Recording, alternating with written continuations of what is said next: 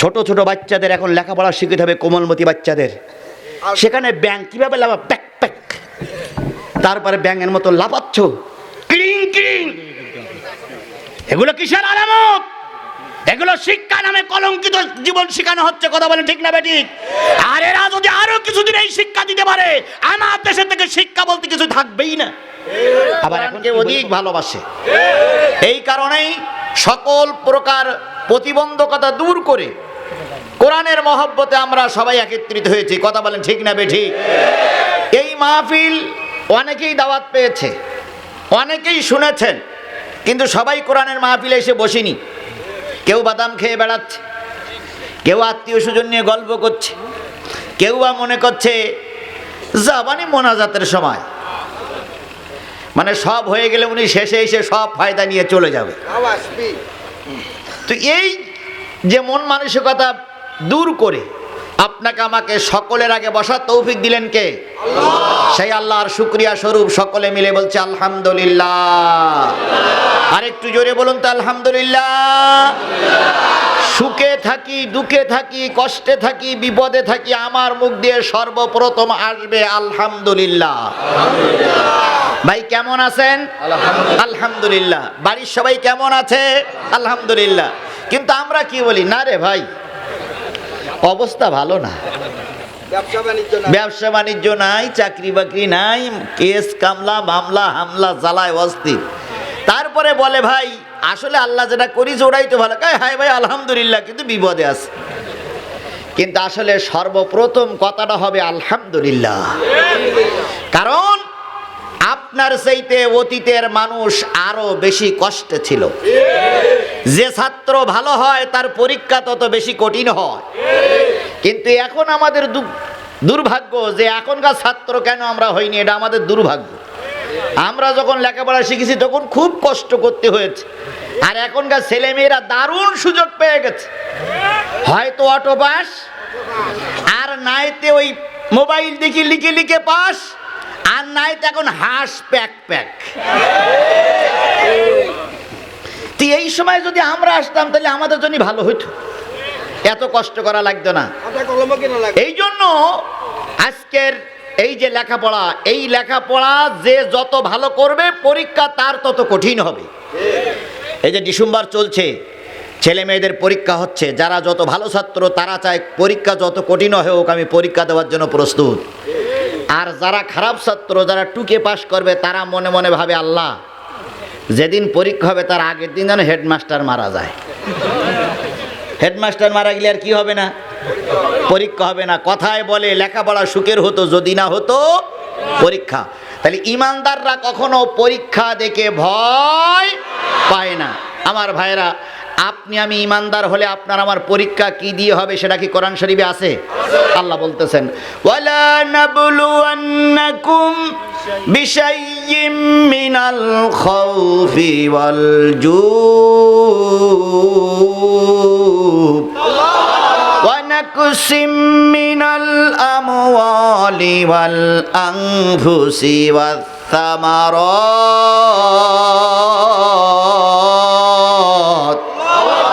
ওয়াবাশশিরিস Saverin.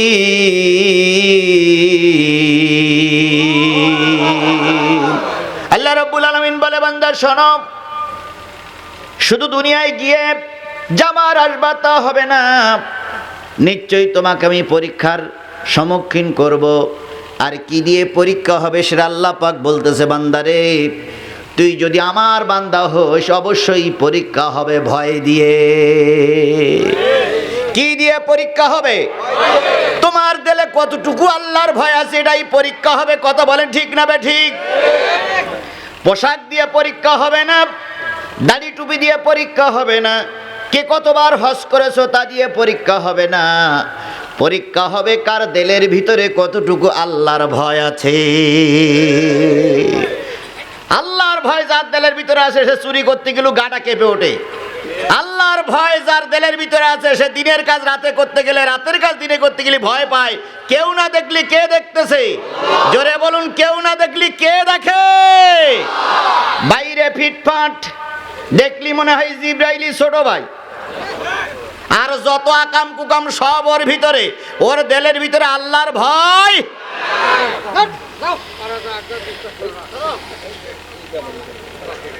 তাহলে আল্লাহ পরীক্ষা নেবেন ভয় দিয়ে। কিসের ভয়? কিসের ভয়?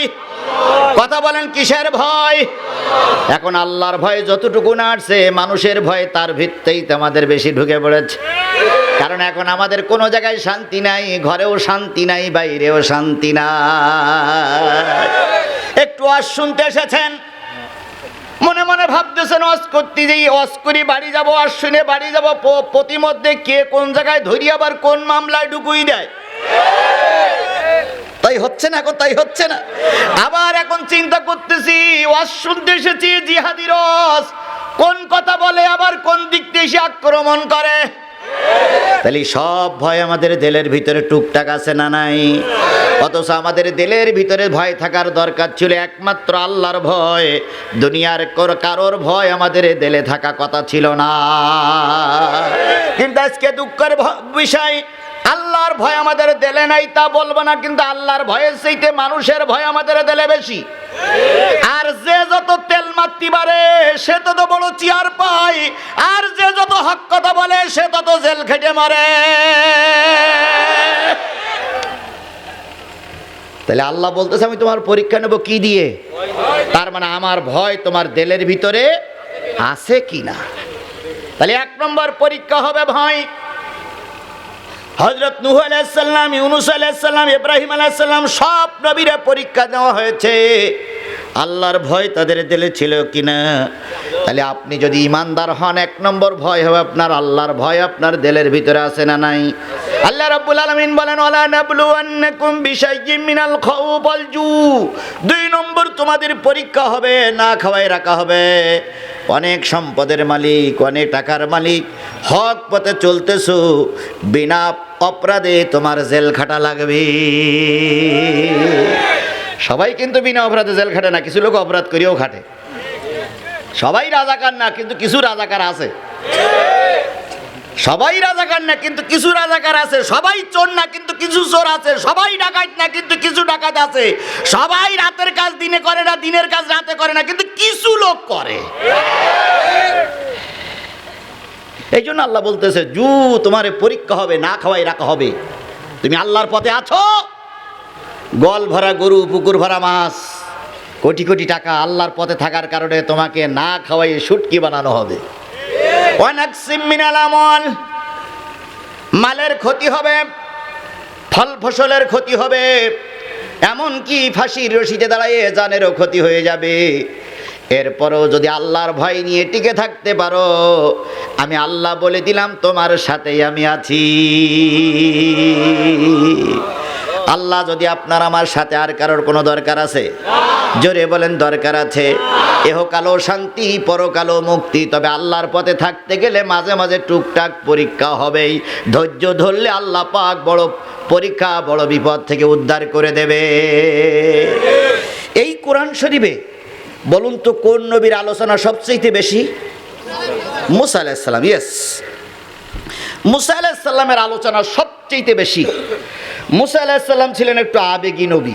আল্লাহ এক প্রশ্ন করলে 7 প্রশ্নের উত্তর দিয়ে দিতেন। আল্লাহ একদিন জিজ্ঞেস করলেন মুসা হাতে কি? তো মুসা আলাইহিস সালাম বলেন আল্লাহ এটা লাঠি, এই লাঠি দিয়ে ছাগলের পাতা পাড়ি, এই লাঠি দিয়ে বাঘ ভাল্লুক রক্ষা করি, এই লাঠি দিয়ে রাস্তা করি, এই লাঠি দিয়ে চোর ডাকাত ঠেকাই, এই লাঠি দিয়ে চোর দস্যু যারা আছে তাদের ট্যাকেল দেয়। আল্লাহ বলেন আমি জিজ্ঞেস করলাম তোমার হাতে কি? তুমি এক কথা বলি দেওয়া লাঠি, এত কথা বলার দরকার কি? আল্লাহ মুসা বলেন আমি সুযোগ যখন পাইছি গল্প একটু করি নেই। এই মুসা ছিলেন আবেগী নবী। মুসা আলাইহিস সালামের আলোচনা কোরআন শরীফে সবচাইতে বেশি। আল্লাহ নবী মুসা তার সাথীদের নিয়ে, হাওয়ারীদের নিয়ে বসে আছেন। লোকেরা দেখলেন মুসা পশু পাখির ভাষাও বোঝে, জীব জানোয়ারের ভাষা বোঝে, তারপরে আকাশের ভাষা, বাতাসের ভাষা কিছু কিছু বোঝে। একজন এসে বললেন ও জামানার পয়গম্বর মুসা, আমার জন্য একটু দোয়া করুন। মাথায় হাত দিয়ে পশু পাখিতে একজন আর একজনের সঙ্গে কী বলে এটা যেন আমি বুঝতে পারি। একটা পশু আর একটা পশুর সঙ্গে কি বলে আমি যেন বুঝতে পারি। আচ্ছা বলুন তো, একটা পিপিলিকা আর একটা পিপিলিকার সঙ্গে ভোটের গল্প করে নাকি? দেখবেন একটার সঙ্গে আরেকটা মুখ লাগায় কি যে বলে, আল্লাহু আকবার। ওরা যে কি বলে ওই বলি কই একজন একদিক যায় আর একজন আর একদিক যায়। কিছু দূর যাওয়ার পরে দেখা যায় যারা আসছিল তারা উল্টে ব্যাগে যাচ্ছে। তার মানে এ বলেছে 144 ধারা জারি হয়েছে, ওদিক যাস না। ওদিকে ওই যে মিক্সাম আসতেছে, মিক্সাম নাকি মিক্সাম আসতেছে, ও পথে যাওয়া যাবে না। ওরা বলি দিল আর সব ব্যাগে গেল। আচ্ছা ওরা যে কি বললো কেউ বোঝে? ওদের ভাষা ওরা বোঝে, একমাত্র সুলাইমান পয়গম্বর ছাড়া আর কেউ বুঝতেন না। ও জামানার পয়গম্বর, আমাদের একটু বলে দাও, মাথায় হাত দিয়ে দোয়া করে দাও যাতে পশু পাখির ভাষা বুঝতে পারি। মুসা আলাইহিস সালাম বললেন, ভাই রে, যেভাবে আছিস ওভাবে আল্লাহ শুকরিয়া আদায় কর। লা ঈমানা ইল্লা মা আমানাত লাহু, ওই ব্যক্তির ঈমান নাই যার আমানাতদারি নাই। সুতরাং আল্লাহর বিধান হচ্ছে আমানাতদারি রক্ষা করতে না পারলে কি থাকে না? ঈমান থাকে না। আল্লাহ নবী বললেন, আসসালাত আসসালাত ওয়া মা মালাকাত আইমানুকুম, নামাজ নামাজ নামাজ, আর কারোর হক নষ্ট করো না। একথা বলে নবী এবার শুয়ে পড়লেন। মালিকুল মউত আজরাইল আলাইহিস সালাম যখন শেষ জান কবজ করার জন্য বুকে হাত দিলেন, নবীজি তখন বললেন, রব্বি হাবলি উম্মতি, আয় আল্লাহ আমার গুনাহগার উম্মতগুলোরে তুমি রক্ষা করো, মাফ করে দাও। তাহলে জন্মের পরে বিড়ি বিড়ি মুখ দিয়ে বলেছিল কি রব্বি হাবলি, মৃত্যুর সময় বলতেছে কি রব্বি হাবলি উম্মতি। আবার কিয়ামতের দিন সব নবীদের আগে আমার নবীকে উঠানো হবে, সুবহানাল্লাহ বলেন। কোন নবী উঠি নাই, আদম উঠি নাই, নূহ উঠি নাই, ইদ্রিস উঠি নাই, শীষ উঠি নাই, দাউদ উঠি নাই, কে উঠি নাই, কোন ময়দানে কোনো লোক নাই। কাকে তোলা হবে?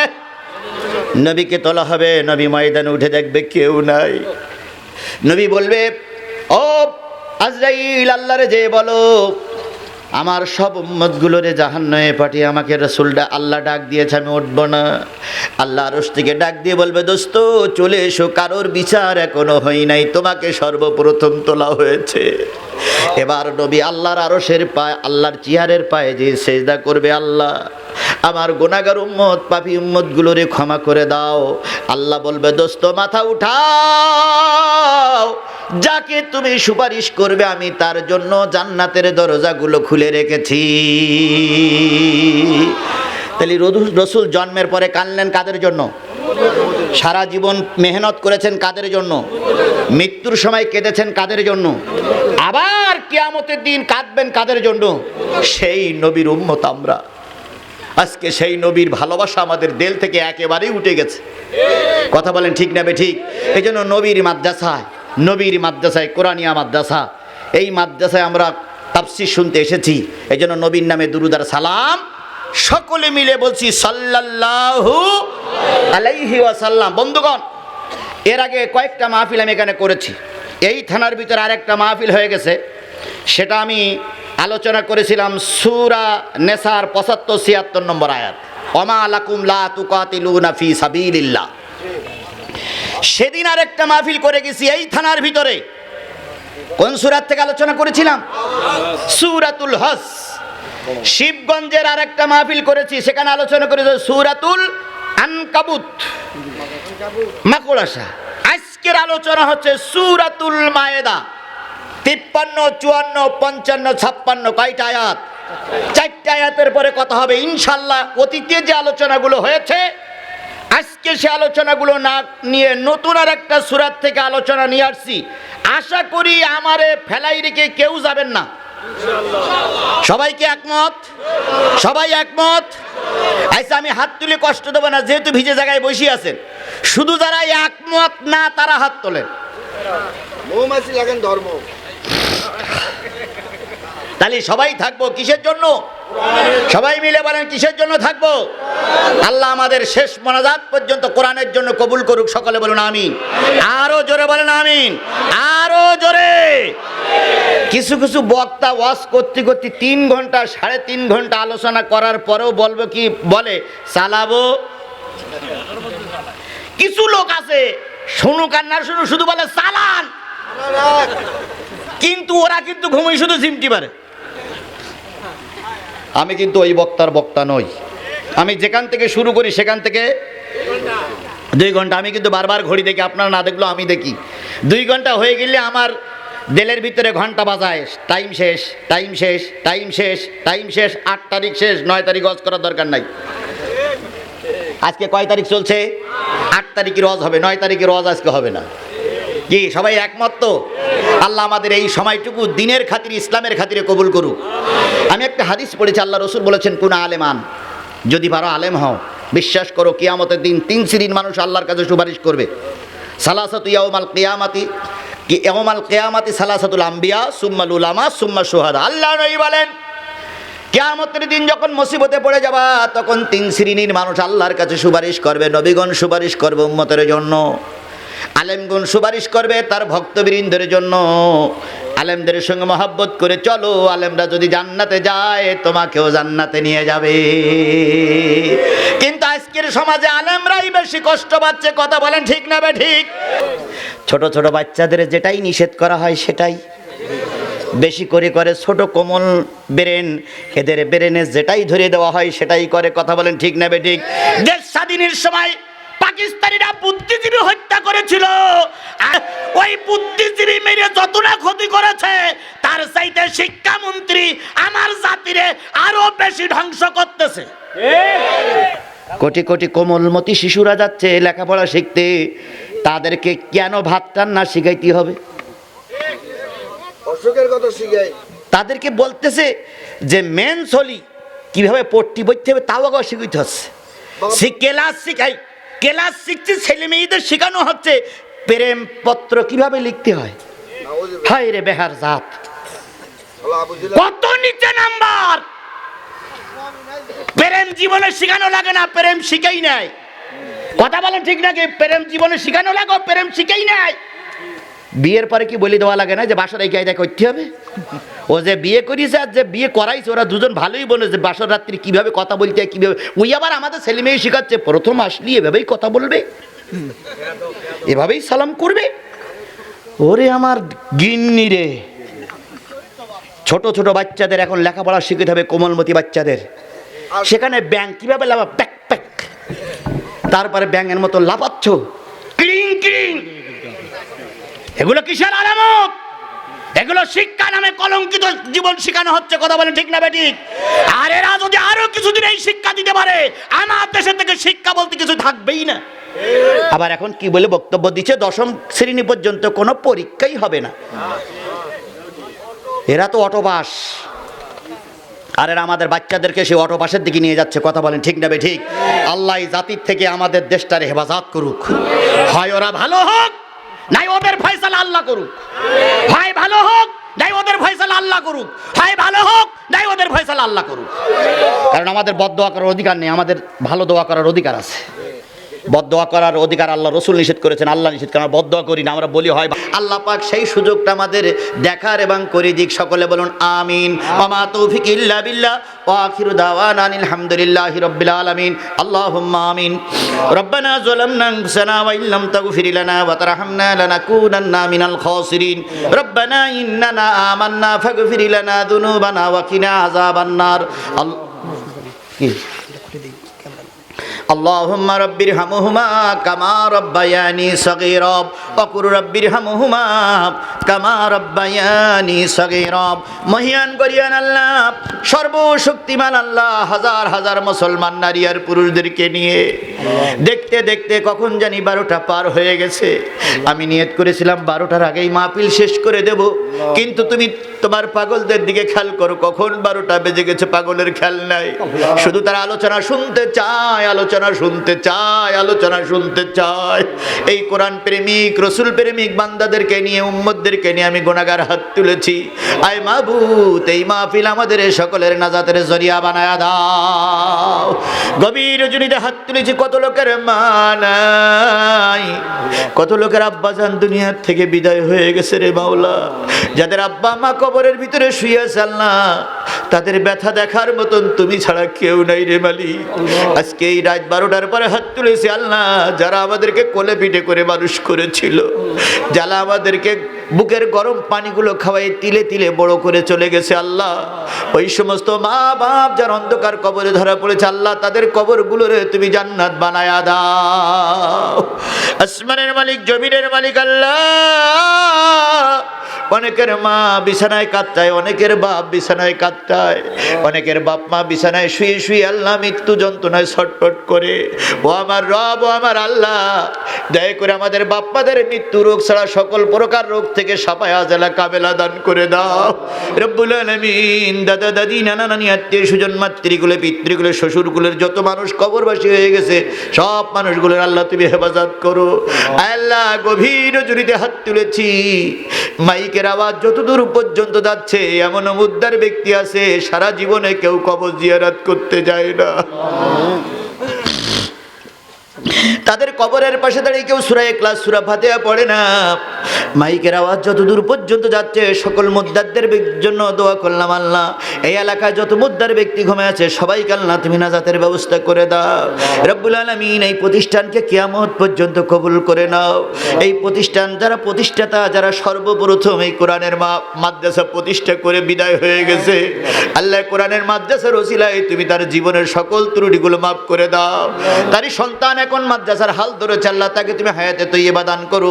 তার নেতৃত্বে এই মাদ্রাসার কাজগুলো যেন সম্পূর্ণ হতে পারে তৌফিক দাও। এই গ্রামে একজন ধনাঢ্য সমাজসেবক ভাই আমার মঞ্জু ভাই আল্লাহ, আমার পুরানো বন্ধু আল্লাহ, এর আগে অনেকবার দেখা হয়েছে, আমাকে বারবার বলে হুজুর আমার বাড়ি একটা দাওয়াত নেই। আমি আল্লাহ সময়ের ব্যস্ততার কারণে দাওয়াত নিতে পারি না। আমার মঞ্জু ভাইকে আল্লাহ তুমি কবুল করে নাও আল্লাহ, তুমি তার সকল প্রকার রোগ থেকে সাফায়া আজলা কামেলা দান করে দাও। ছেলে মেয়ে বিবি বাচ্চা সহ আমাদের সব ছেলে মেয়ে বিবি বাচ্চাকে আল্লাহ তুমি হেদায়েতের মালা গলা ঝুলিয়ে দাও।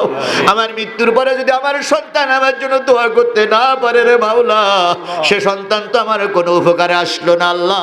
দয়া করে আমার সন্তানগুলো যেন আমার জন্য দোয়া করতে পারে এমন পরিবেশ তৈরি করে দাও। বাবু, অনেক মাহফিল করেছি জীবনে, অনেক জায়গায় ঘুরেছি, হাফিজি কওমি আল্লাহ যে মাদ্রাসাগুলো হয় আল্লাহ এগুলো তুমি কবুল করো বাবু। এই মাদ্রাসাগুলো যদি বন্ধ হয়ে যায় তোমার কোরআনের দাওয়াত বন্ধ হয়ে যাবে আল্লাহ। আল্লাহ দয়া করে তুমি হাফিজি মাদ্রাসাগুলো কবুল করে নাও আল্লাহ। এখানে সরকারি কোনো অনুদান আসে না, বড় অঙ্কের টাকা কেউ পায় না, এলাকার দানে মাদ্রাসাগুলো চলে আল্লাহ। আমরা যেন আরো বেশি বেশি মাদ্রাসা দিকে খেয়াল করতে পারি, তৌফিক দিয়ে দাও। একটা ছেলের জায়গির রাখবো, খরচ দেবো, পয়সা দেবো, ধান দেবো আল্লাহ, সকল প্রকার সাহায্য করতে পারি এমন মন মানসিকতা তৈরি করে দাও। আগামী বছর এই মাদ্রাসার মাহফিলে যেই বক্তা আসুক মাহফিলটা তুমি কবুল করে নিও, এবং আগামী বছর এই মাহফিলটা যেন আরো বড় আকারের হয় সে তৌফিক দান করে দিও আল্লাহ। তুমি আমাদের চলার পথকে সহজ করে দাও, আমাদের হেদায়েত নসিব করে দাও। মঞ্চে যতগুলো লোক আছে, আনোয়ার ভাই সহ যতগুলো লোক আছে আল্লাহ সবাইকে কবুল করে নাও। আমার জাহাঙ্গীর ভাই অনেক লোকের মেহমানদারি করেছেন, আমার চেয়ারম্যান তিনি চলে গেছেন কিন্তু যাওয়ার সময় দোয়া চেয়ে গেছেন, হুজুর আমার জন্য দোয়া করেন আল্লাহ। চেয়ারম্যানের জন্য দোয়া করি, সকলকে সঠিক পথে চলার তৌফিক দিয়ে দাও। কে কোন দল করে ওটা আল্লাহর কাছে পরিচয়ের বিষয় নয়, পরিচয়ের বিষয় তোমার আমল কতটুকু খাঁটি আল্লাহ। আমল ভালো করে কবরে যাওয়ার তৌফিক দিয়ে দাও আল্লাহ। আবারও বলি কোরআনে মাদ্রাসাকে আল্লাহ তুমি কবুল করে নাও। আজকে টকবগে 6টা গোলাপ ফুলের মাথায় আমি গুনাহগার পাগড়ি পরিধান করেছি আল্লাহ, এদেরকে হেফজ ধরে রাখার তৌফিক দিয়ে দাও। আগামী বছর যেন এর চাইতে বেশি ছাত্রদের মাথায় পাগড়ি পরাতে পারি, পরানো যায় এমন পরিবেশ তুমি তৈরি করে দাও। তোমার দোস্তের খাতিরে আল্লাহ আমাদের দেশটারে তুমি কোরআনের দেশ বানিয়ে দাও, আমাদের দেশটারে তুমি কোরআনের দেশ বানিয়ে দাও আল্লাহ। আলেমুল আমাদের পরে রহমত নাজিল করে দাও। আমাদের সকলের দোয়া, যার যা চাওয়া সব অন্তরের অন্তঃস্থলের দোয়াগুলো কবুল করে নাও। অনেক দূর থেকে লোক এসেছে, জয়পুরহাটের লোক এসেছে, কালাইল লোক এসেছে, খেতলালের লোক এসেছে আল্লাহ, নন্দীগ্রামের লোক এসেছে, এদিকে কাহালুর লোক এসেছে আল্লাহ, শাহজাহানপুরের লোক এসেছে। আর সবাইকে সুস্থভাবে বাড়ি ফিরে যাওয়ার তৌফিক দিয়ে দাও। এতক্ষণ দোয়া করলাম, কোনো মা বোনের জন্য দোয়া করলাম না, মা বোনের নাকশ হয়ে গেছে আল্লাহ। প্রত্যেক মা বোনকে তুমি নিরোগী বানায়া দাও, রোগ শূন্য বানায়া দাও, স্বামী স্ত্রীর ভিতরে মিল মহব্বত তৈরি করে দাও। গর্বের একটা সন্তানকে আল্লাহ তুমি কোরআনের হাফেজা বানায়া দাও আল্লাহ। প্রত্যেক মা বোনকে তুমি রাবেয়া বসরিন মতন কবুল করে নাও।